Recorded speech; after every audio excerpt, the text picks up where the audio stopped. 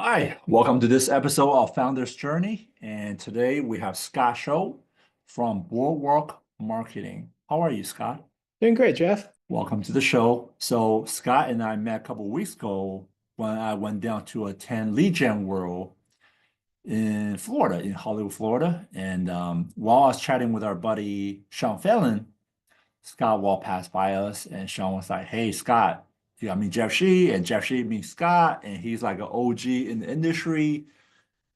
So we were Kind. chatting, and then I was like, "Man, I gotta get you on the podcast." So here we are. Oh, it's a pleasure to be here. That was a really productive show for us. That was actually my first time at Legion World in Florida, but there was such a great quality of decision makers at that show. Had some really good conversations and a lot of leads. Yeah, that was my first time covering the event. Shout out to Michael Farrar for throwing Lead Gen World. Those of you not familiar, go check out Lead Gen World. Go check out Contact.io, and both of those events are with Michael. But let's get back to Scott. And Scott, if you can tell our audience what you do and any of the past venture that you built, you want to exit, and just give us your founder's journey. Yeah. So I'm older than I look. I actually built my first startup when I was a freshman or sophomore, excuse me, in college. And it was just web hosting in New York City, but that was back in the mid 90s when that was still a new thing. We got a whole bunch of radio stations, the local IKEA. It was a wild journey, and sold that when I was a junior, which gave me the very terrible delusion that startups are easy.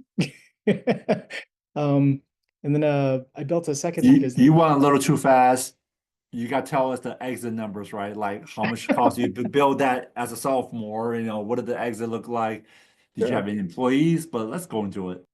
Yeah, we got up to 15 employees, almost all, computer lab assistants who were working with us overnight in the NYU computer labs. That's how we were recruiting.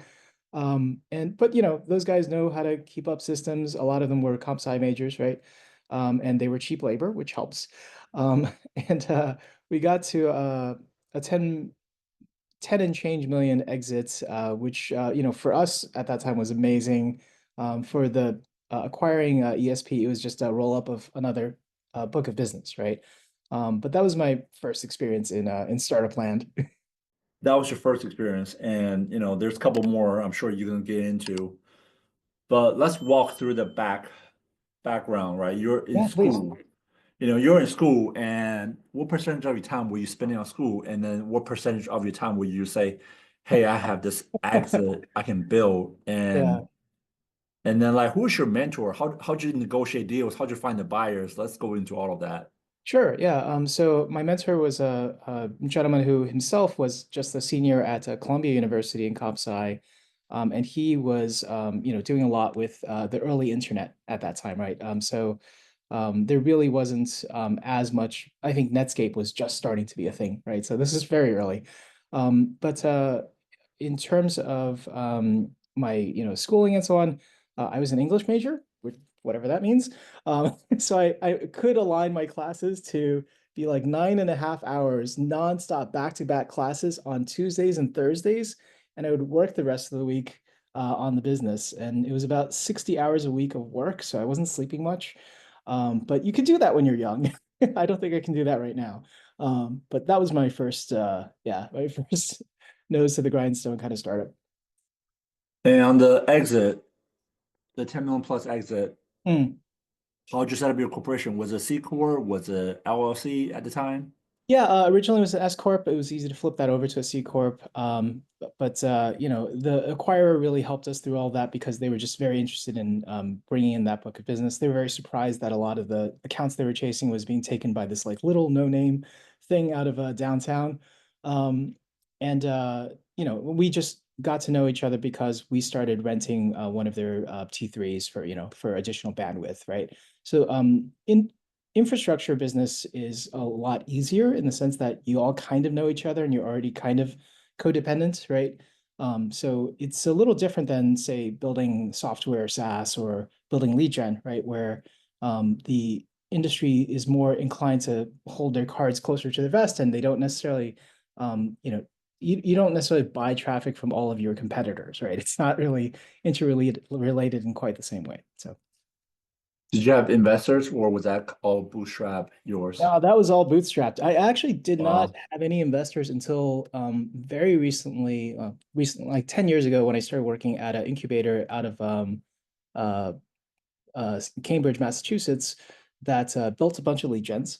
That was Kogo Labs, and they were attached to they were an incubator attached to Link Ventures, which is the backer of their businesses. But they're famous for having built Avenue 100 in education, Autotegrity in new and used cars, and EverQuote, which went IPO in auto insurance. I'll get to that in a second. So Sure. go back to your startup. Did you Okay. have partners? Yep, I had four partners. We dwindled down to two by the time we got through that. It was a full, lesson in all the things that make startup life hazardous. Yeah, Partner um, can burn people out at the same time. yeah, As much as pro, there's as much as cons, right? yeah, absolutely. Plus, we were all students, so there was this weird thing where they had to go to class. I don't understand. Um, there were just, a little more logistics, right, than typical startups who are a little bit later than mid-college. But we still learned a lot of those lessons. For example, it was very strange having to figure out how to manage team dynamics when I was just, 19, and the people I was hiring were, graduates themselves, and yeah, so there was some funny dynamics that we had to learn our way around. That's awesome. After you exit, how long did you stay on versus you left and went on to build the next one? Yeah, I mean, we were on because we could still use all those resources to build our next startup, which was another web business, right? But we were advising, but for the most part, it was just buying the book of business. So it was actually a relatively short transition, about 6 months, and they were pretty independent. We had built a lot of systems that they took over to manage our clients and so on, which these days we would think of as like simple, CMS and simple, um, tools to outfit a website. But at that time, it was much more Wild West, right? So the couple of things we put together, some of them were actually even useful for running their overall business.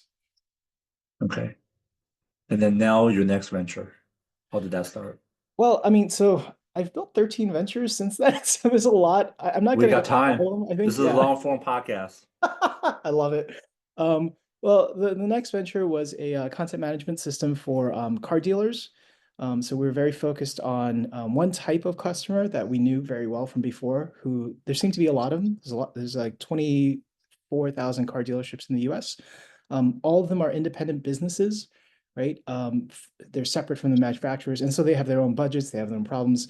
And what we noticed was that they had a huge problem with turnover. I know there's high turnover businesses out there, but car dealerships had a 80% plus turnover in their sales force year over year, which is astronomical, right?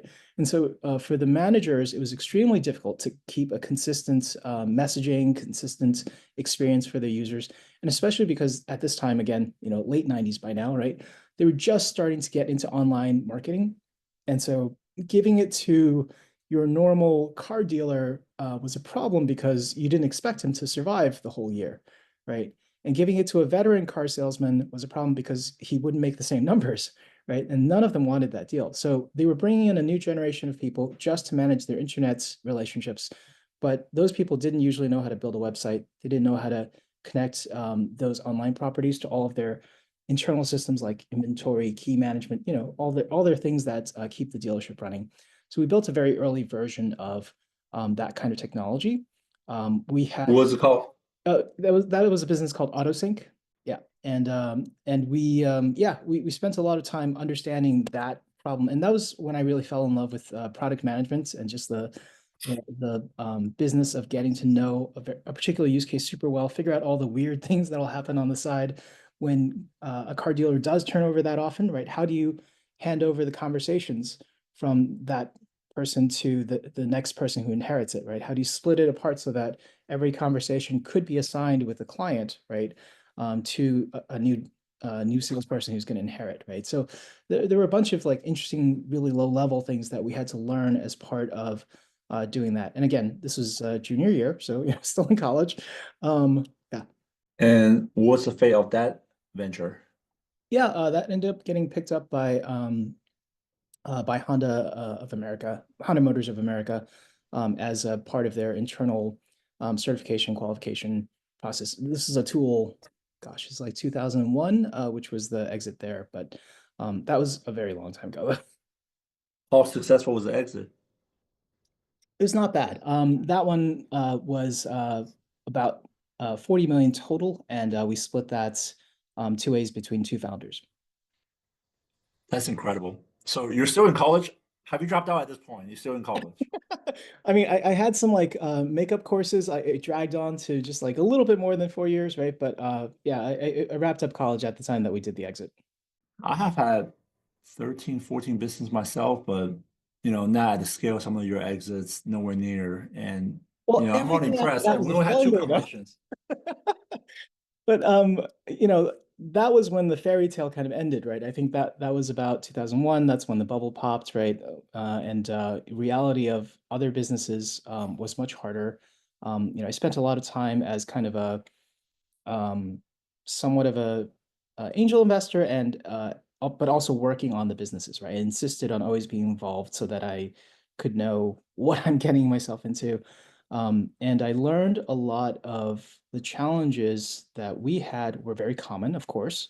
But at the same time, we were kind of blessed. Like my founder and I, we were very well balanced. He was very inclined to coding and um, working through the technical issues, and I was very inclined to more customer facing, but still technical enough, right, to turn that into a connect a actionable plan, right, for our engineering side.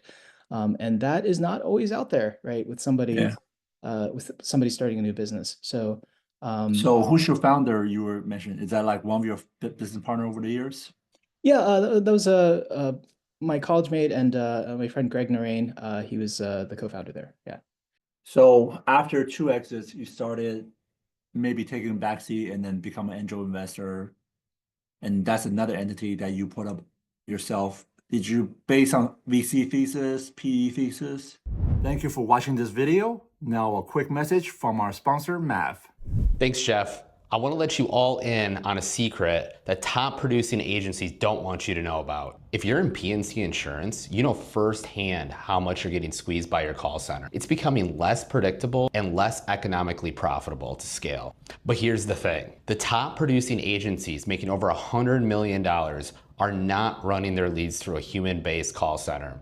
They're running them through an AI expert like Mav to qualify, quote, and hand deliver the highest intent qualified leads to your agents. Mav takes care of the back and forth, having unlimited 24/7 conversations with your leads that are personal and relevant so you can scale to the moon. Ready to ditch your call center and 10x your agency? We're giving the listeners of InsureTech's $15,000 worth of credit to try Mav. Head to hiremav.com/insuretex to claim this offer. Yeah, I mean, I would say it was more on what technology was interesting to me, on the assumption that I had some sort of taste. I don't know if that's true, but um, and use that as a way to guide myself through all kinds of places. Did some media companies, did e-commerce, did always online, always technology related, right? Um, and then after, gosh, I think that was like 7 or 8 of those in New York. I was recruited by a good friend of mine to go talk to his older brother. His older brother worked up here in Boston, Massachusetts, where I am now. And I was told he built a small technology company that maybe could use my help. And so I thought, oh, cool, maybe another investment opportunity. So I saw this fascinating business called Vertices. They've been renamed Digital Guardian. But that business took malware, took viruses, spyware, reverse engineered it, turned it into a product that helped governments and Fortune 500 companies monitor classified data inside of the organization and how it moved around inside. Did you join the business? Oh, sorry. Yes, I joined them right away as a product manager. Worked with them for a year because up until this point, I had only been working with smaller companies, local businesses, right? What was great about that opportunity was it gave me exposure to enterprise sales, which is terrifying. And then all the requirements in enterprise technology. Some of the banks out there have so many layers of protective technology that it was fascinating having to, thread through that in order to protect their actual data. Because sometimes, technology layered on each other can cause interesting effects, right? Is I think the main thing that should be taken away from that lesson. But it was a great business. I worked there for I think like 4 or 5 years, and then that caused me to move up to Boston. Um, I really love Boston as an ecosystem because you can have just amazing teams and technology that's a technology talent that you can bring into your startups. Whereas that was much harder in New York. I had one. Hold on. Say that again and then give us a little Yeah. bit more. Hmm. You're saying that Boston have better talent than New York. That's just kind of what you just said, right? Well, talent that a startup can hire. This is a key point here, right? Um, Mm. I reassert that Boston has great talent that I can bring into a startup that, that I build and run much more easily than in New York. So I'll give you an example though, right? There was a team I was working with down there in New York where, I was a partial backer and I was trying to hire a great lead engineer for them. He's an awesome guy. He's a really, really great guy. I've been keeping in touch with him for years. And right as we were about to sign him, Goldman Sachs makes a counteroffer, and they offered 3 years salary, 3 years of the salary we were proposing Pay up front. as a signing bonus. Yes. You know, Yeah. I told him, look, you should just take this because you would be nuts not to, right? That's the Goldman Sachs understand their data. yeah. Somebody posted 3 days ago, I read it. Mhm. They have highest revenue per employees in the entire US company, Fortune Amazing. 500 companies. Yeah. And it was second place wasn't even close. Yeah. They know their revenue and return on every single employee is crazy. Right. So being super close to Goldman Sachs was not that conducive to me hiring really, really great talent. So, whereas in Boston, I have, of course, Google and Microsoft and so on, but I can outcompete those guys for bringing together a good technical team. Wow. Wow. Okay. So you were here for 4 to 5 years, but you have, past exits. I was to say, assuming you have 15 to $20 million before tax, and you're sitting there playing angel seed investments, and you're working as an employee for other founder's vision, other founder's dream. Did you get itchy during this 4 to 5 years? Say, hey, I have these pile of cash I'm sitting on.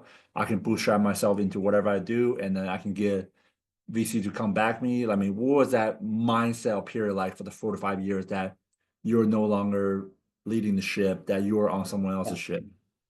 So I think first and foremost, I'm a technologist before I'm a actual entrepreneur.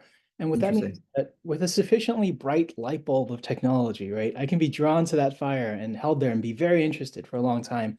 So, messing with, virus technology, talking to the deepest layers of Microsoft to argue whether like their product, Windows or our product should take precedence for this customer. Like these are fascinating experiences I would never have had otherwise.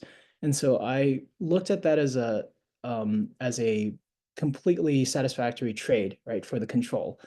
Because I don't necessarily want to control a startup business. I think I want to work in startup. I love the environment. I love the people, right? I love building those teams.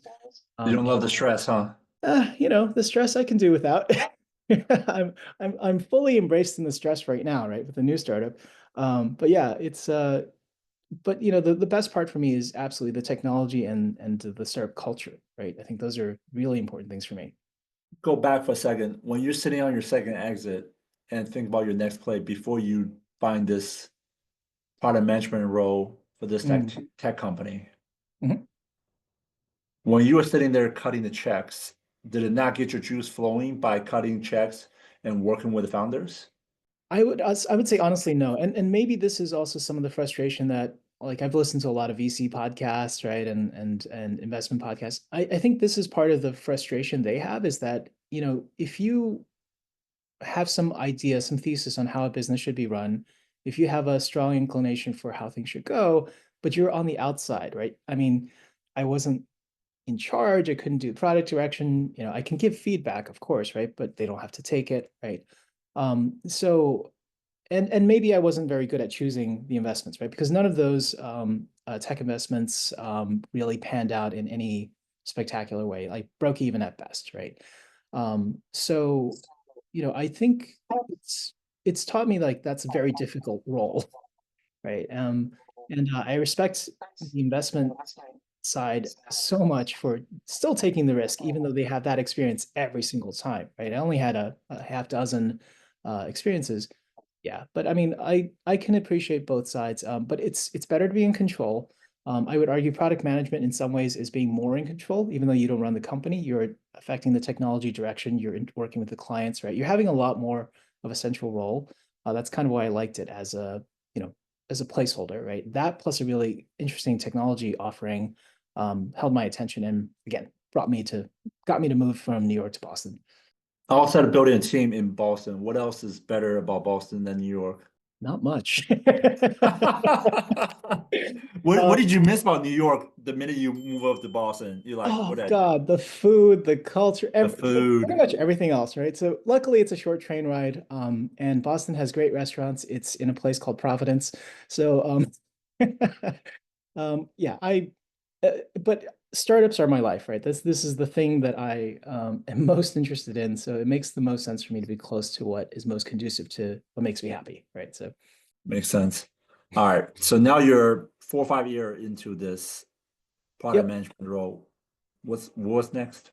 Yeah, so the CEO and CTO left there and they went to join at Harmonics, which later became EverQuote. They were very early on and they didn't have the budget for me, so but they wanted me to join. Is this Seth? Yeah, this is Seth Birnbaum. This is Tomas Ravesh. Um, so instead they encouraged me to interview with and join the incubator, Kogo Labs, right? Hmm. So I was kind of like there to support them. So I joined Kogo Labs. I was hire number 18. Um, go ahead. Let's let's slow down for a second and give our Sure. audience the backdrop of EverQuote Mhm. and or before EverQuote, at Harmonics and Coco Labs and how you met both of them. Yeah, absolutely. So those Seth and Tomas were related to Kogo Labs because the chairman of the board there, Dave Blunden, and they were all MIT graduates, and they were all from the same MIT frat. And so there was a close relationship there. And you know, and Seth really wanted to build something interesting and different, right? And so he you know, took this adventure after having built up Vertices to be a quite large and fairly successful business. Um, and yeah, and so I joined there because they really wanted more people that had their kind of mindset, right, in building new products, building new business, to help them explore this marketing world because they were new to marketing, I was new to marketing, right? But we knew how each other worked, right? So I was a good supporter and really I was a fixer, right, for Kogo Labs, meaning when I joined Kogo, their only line of traffic was search engine marketing. And that was great, right? Like when they were building TripAdvisor, you could buy, you know, traffic on Google, arbitrage it right back to Google for $1.10 for 10 cents more, right? Than the cost. And then that allowed them to get their first million reviews on TripAdvisor actually was in that, you know, break even arbitrage that barely covered costs. They just put a little link up there on the top that just asked people, oh, have you been anywhere recently? Would you like to leave a review, right? And after they got their first 100,000 reviews, that allowed them to build a credible first site, right? So this concept of bringing traffic to the business idea to see if there's something worth building and investing in, you know, that's very much what Kogo Labs was premised on, right? They wanted to replicate this model from that first success, and they did. Yeah. And then Coco Labs. Give us the macro on Coco. Sure. Yeah. Like I said, I was number 18 when I joined. Terrific team of technologists and engineers and data scientists, but you know, not that many business folks there, right? So my role was to do whatever was necessary to make these guys successful. So We did so much. In the 5 years I was there, I helped bring up that team to I think 170 some odd headcount at the time that I left. We brought on email, and we were doing across 5 different mail teams, well north of 1 billion emails a day for quite a few years there straight. And we used a huge amount of that volume in order to go and look at different businesses, right? So like we would set up a financial services site that was a little bit lead gen-y, right? And there were no real offers, there's no back-end buyers. We were doing what's we called 404 testing. This is the idea that it's cheaper to just spend money on traffic and then throw it at a thing that's broken and just see how many users engage with the broken thing and use that as a gauge of whether you should actually go staff and build an actual business. And we just did this nonstop, repeatedly, right? Um, and yeah, with that incredible just fire hose of traffic, we were able to qualify and disqualify a lot of businesses. Certainly disqualified more than we built. Um, but after it's set up, there would be a team assigned from internal, right, to support this idea, a entrepreneur kind of appointed to head that thing, oftentimes from within the team. And then they would try to create a travel business. They would try to create a finance business, right? And Kogo would then provide services in terms of, here's email audience, here's data, here's ideas, right, and algorithms that are working in our other businesses, and try to give those advantages to the company, to the new company.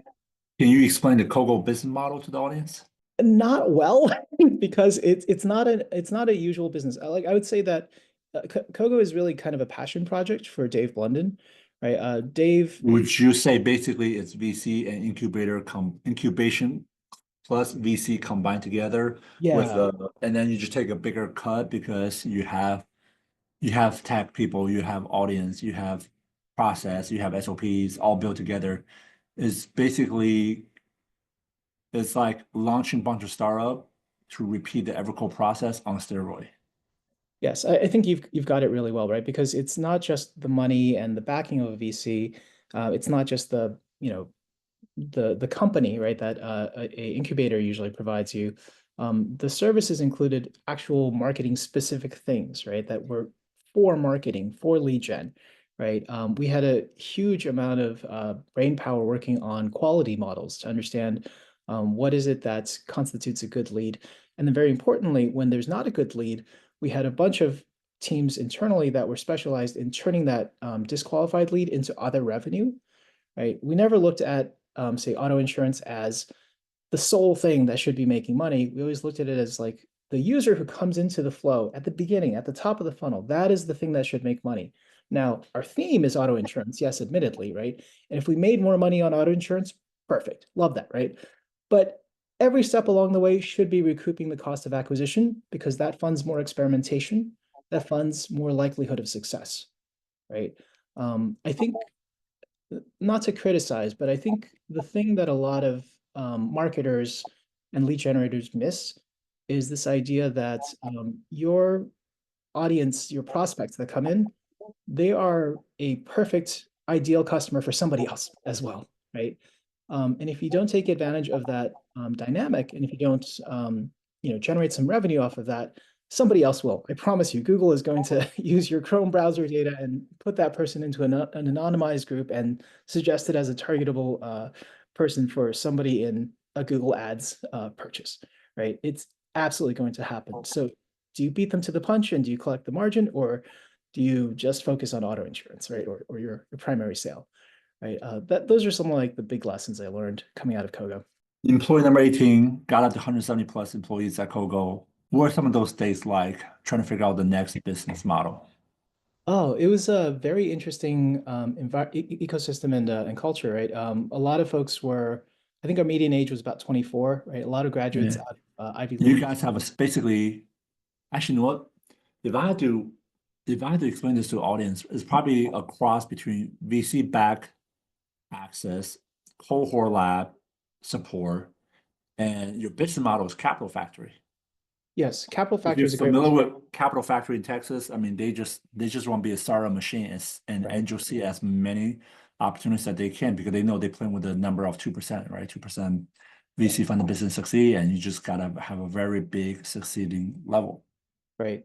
And I think they focused it even further, right, by being capital factory, but for one specific type of With business, support. right, with support, right? And very importantly, the support included all the audience. If you could make that audience work, you had all the audience you could actually go buy. Maximizing data. You just Right. rinse and repeat, washing same data over again. Yeah, and it's been many, many years, so I think this is no longer a secret thing, but It's like your own Google, basically. it was our own Google, exactly, because the cost of acquisition was already baked into the cost of the equity, right, that the startup would give to the incubator. Yeah, so that was a really, really important piece of the puzzle. It's almost like Coinbase. Coinbase and Coinbase Venture, how they play off each other. You guys have your Evercore data, and then you have Coco Lab Venture play off each other. Yeah, that certainly was a dynamic with multiple of our startups. Yeah, I learned a lot coming out of that, but that got me into the lead gen and performance marketing industry, right? I got to know a lot of And then publishers. when people go there, they just get stuck and they don't leave. It's a great place. There's so much money involved, right? So Yeah. So what's next? yeah, so more recently I've built a company called Boardwalk Marketing, and it's taking the lessons I've learned at Kogo and a couple other places and turned it into, we're trying to make a kind of a Shopify for online marketing, right? We'd love it so that if somebody who's brand new to lead gen could come in, have a no code code builder that can help them build the flow, right, that they were going to route their traffic through. And if they wanted to have some logic in there, right, to say like if it's, this kind of a disqualifier, send them to this third party revenue. If it's this kind of a completed offer, then cross sell to this other property that I have, right? And then have AI figure out what is the best sequence to show to a user so that you're maximizing throughput, right? You want to make sure they go through as many opportunities as possible. And at the same time, you want to, of course, maximize for CPM, make the most money per visit, right? And so it's kind of a unique optimization platform in the sense that we're not optimizing for the thing that you're selling, right? Your primary ad or your primary offering. We're actually optimizing that third-party traffic, that 80 to 90% of your traffic that does not convert. We're very focused on automated evaluation of what does the best for you to recoup the cost of acquisition. And when did you start? We started in middle of 2023. We had our first MVP product release, go to a customer in September of 2024, and we are early days, but we've passed 50 signed customers, and we are past about say 8 or 9 customers who are actively running and using the product at scale. What segments are you guys in right now? Yeah, so we're in a little bit of performance marketing, so some of the publishers and so on, right? And for those guys, it's so that they don't send their audience to a single ad. They send them to a jump page, and after the jump page, if the audience doesn't engage with that, there's additional options, right? And we're evaluating what the audience is and then making recommendations, kind of like a Netflix recommender or Amazon recommender, saying this is actually the next best thing given this user's metadata and so on. We're also working with a bunch of ad networks because their whole thing is they want to serve to a whole bunch of people, right? So they're kind of like a mega advertiser. And then we are working with a number of lead gens. The lead gen folks we are working with in legal, home services, finance, a number of different plays. But every single time it's focused first and foremost on the decline traffic, right? Who are these folks that are not really suitable for your audience? I think the only difference is maybe home services, which doesn't have a concept of decline traffic so much as like, if you came in for roofing, you should know about this thing that we do for solar, right? Or this other cross sell. So they're just a ecosystem of interconnected cross sells, and there it's just a matter of tracking which things have you already shown, so don't show it twice, right? It's been very interesting working with the lead gen world because we find both veterans who have made their end offering valuable enough that they are killing it, but the idea of having another 30 to 40% more margin free on the decline traffic is very attractive because I don't know how they got there, but they didn't spend any time on the decline traffic. Or new folks who are just trying to figure out how to survive, right? But again, having that additional 34%, 30 or 40% on your non-monetizing traffic suddenly become a source of revenue that's steady, that's predictable, gives you a lot more shots on goal, right? To figure out your formula in negotiating, right, with your lead buyers and so on. God, you're like the lead gen buyer's best friend. I'm trying to be. While you're talking about that, I had multiple thoughts and then they bounce each other out. So I'm trying to go back because I had like, Okay. come in and then you said something else that just blew my mind. When you're having these conversations with these lead gen guys and then you say, hey, I'm trying to get you non-monetized traffic, 30 to 40% better margins, what's some of the reaction like? Thank you for all your support to our channel. Here is a quick word from our sponsor. Please click on the link below in the comment section to sign up for a demo with Traq AI. What if your insurance sales conversations could work harder for you? Meet Traq, your AI-powered conversation intelligence partner. Traq automatically captures and analyzes every customer interaction, providing instant call summaries, risk analysis, and AI-driven coaching insights. Say goodbye to manual note-taking and hello to more selling time. Traq handles the admin work while you handle the revenue. Fully integrated with your favorite platforms. Plus, get custom AI analysis tailored to your unique business needs. Transform your sales team's performance with Traq. Visit traq.ai today. Click the link in the description below to schedule a demo with Traq today. Typically they're curious, they're interested, right? And they want to know how that's happening. Again, keep in mind, this is our MVP, right? This is our first release of the product. We have a very intuitive content platform that lets them build the flow or any part of the flow that they want. And we have, importantly, the algorithm that does the optimization that, figures out how to auto segment audiences and how to treat each segment to the correct flow, right? But what we don't have yet is the full set of bells and whistles, right? If you go into Shopify, right, there's like this huge ecosystem of stuff, right, that you can just plug into your system right away. They have a whole bunch of integrations. So there's a bunch of things that help customers get productive quickly, which at our early stage right now, we haven't built out yet.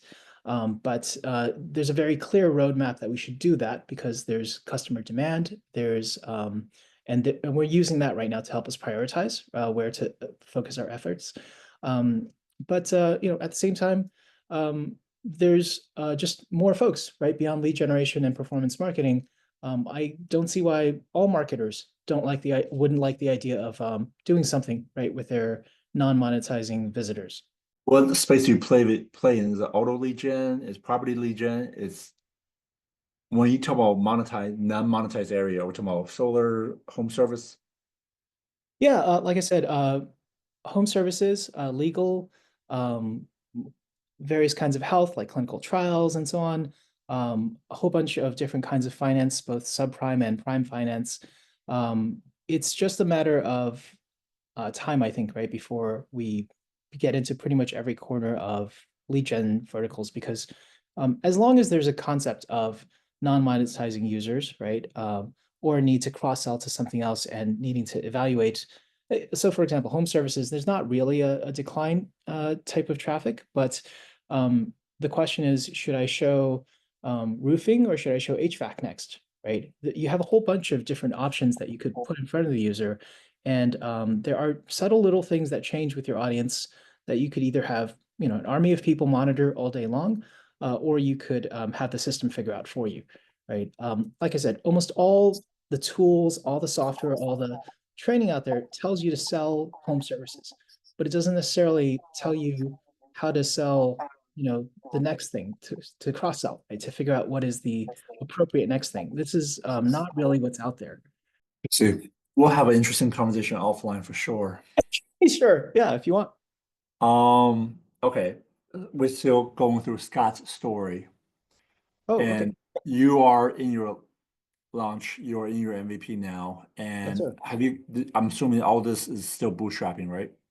This is still bootstrapping, although we are looking at doing a safe note round in next, some period of time. Yeah, we've fortunately been blessed with some clients who've expressed an interest in this and some other folks in the industry who've expressed an interest in this. We're trying our best to look for strategic money because that is the best kind. Yeah. And at the same time, I was looking at VC for a little while, but this is such a odd ecosystem or odd time right now, right, for a VC investment. And while we do have machine learning at the core of our technology, and maybe this is my fault, but we don't really tout it as the first thing, right? Because I think the value to our customer is what's important. It's not the fact that it's AI, right? The AI label is just incidental to us delivering the value, right? So yeah, we'll see how that goes. Everybody is talking AI these days. It's almost it Sure. get drummed out, but you gotta have it. You can be a tech company these days without having support or utilization of AI. Same time, your value is your background in know how to exit, consistently exiting, and being around with so many startup, and Right. you see a lot of the different angles of failures.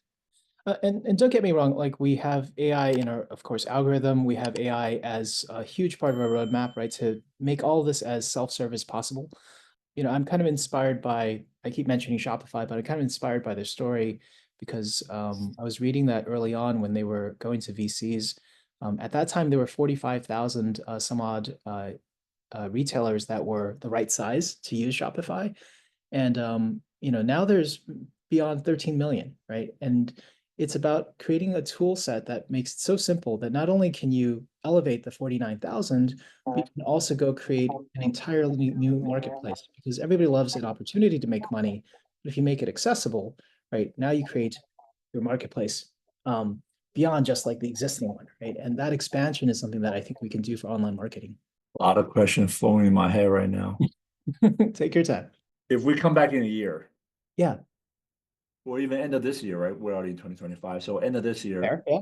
where will your operation be sitting on? Yeah, I would love to see us having gone through at least one round of investments. I would love to see us having exceeded 200 customers by then. I would love to have a really good stable base of customers in lead gen, performance marketing, affiliate marketing, and then hopefully we're starting our first explorations into brand marketers as well as more retail marketers. I would love to also see the beginnings of our integration projects into various other systems. So for example, there's a lot of ad networks out there, right? And offers and monetization ads are the first thing anybody who joins us wants to know about, right?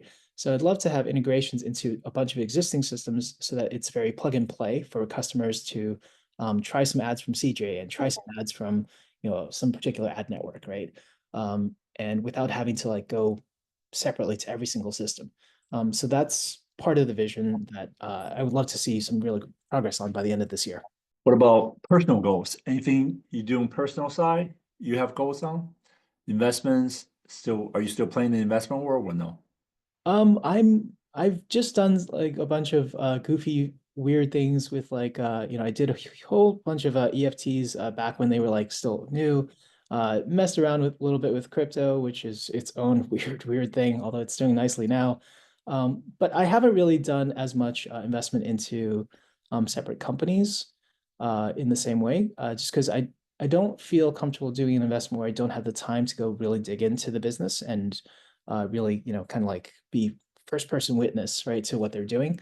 Otherwise, I feel like it's a little irresponsible, right? So me as an investor, when I do participate, I'm all in, right? So, yeah, that's just my personal style. Interesting. So interesting. Scott, this has been a fun podcast, fun chat. I had a great time too. Thank you so much for this opportunity, Jeff. Yeah. I'm definitely gonna stay connected with you, and I'm sure there's a couple events coming up. We're probably gonna run into each other again. That'd be great. So I send you an intake form, and then whenever you get a chance to fill it out, and then so this way that our audience can follow you. I'm sure they can go follow you on LinkedIn. Mhm. Yeah, And I filled out the intake form, although just before this, so apologies for the lateness there. no, it's cool. Don't worry about it. I just sent it to you, so it's cool. Our audience can follow you, and this way that they can hear your story again in the future. That'd be great. Thank you so much for your time, man. Have a good one.